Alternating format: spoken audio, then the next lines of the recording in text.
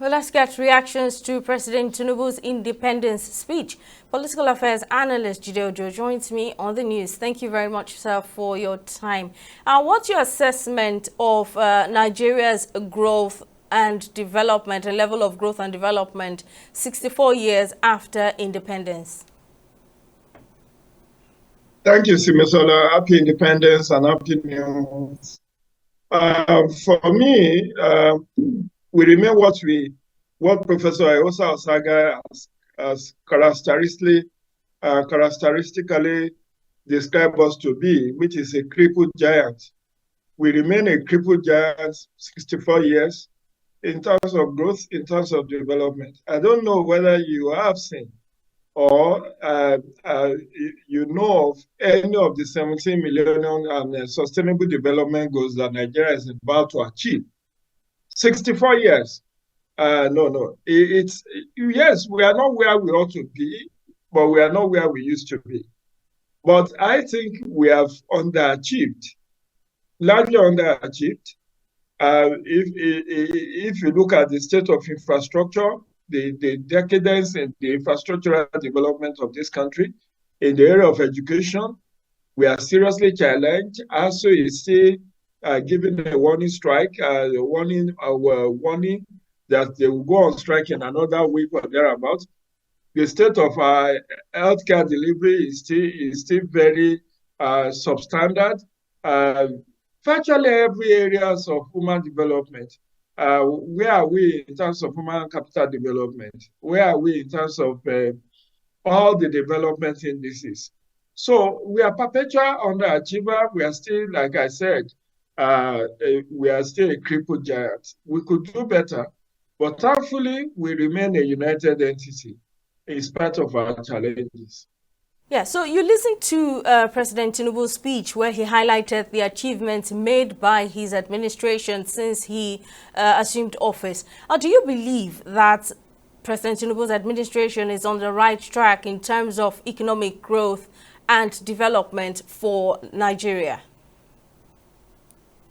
Well, my own reading of the situation is that we are not on the right track. But the president's keep reassuring and telling us that we are about to exit the tunnel, that we could see the light at the end of the tunnel. But the critical question we should ask is that the money shows the day. How many people are still gainfully employed in the last 16 months? How many people are still successfully pulled out of poverty in the last 16 months? How many infrastructures are still added to the existing one that he made on ground in the last 16 months. So the answer stares us in the face. I don't know. Politicians are incurable optimists. They keep telling you that was how former President Muhammadu Buhari told us to believe in, that change is imminent and we shall start to reap the benefit of his economic reforms. But after 8 years, you and I can be the judge that there isn't much to show for 8 years of Buhari administration. Now, this is 16 months of Tinubu. And what we have seen is the situation moving from bad to worse. Yes, we may have recorded some economic growth, but there is a world of difference between growth and development. And statistically, we may have recorded, like he said, there is now $37 billion in our foreign reserve.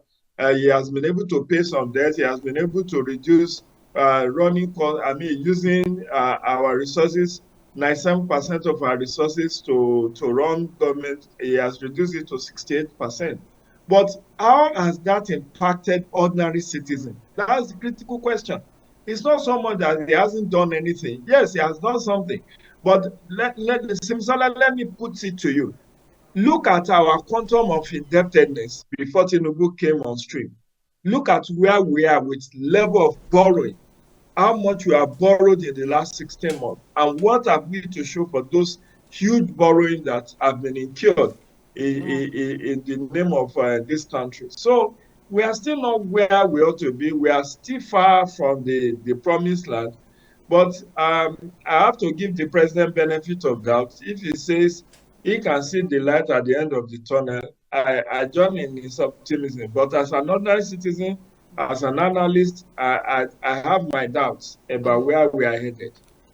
Oh, Mr. Jide Ojo, political affairs analyst, thank you very much, sir, for lending your honest thought.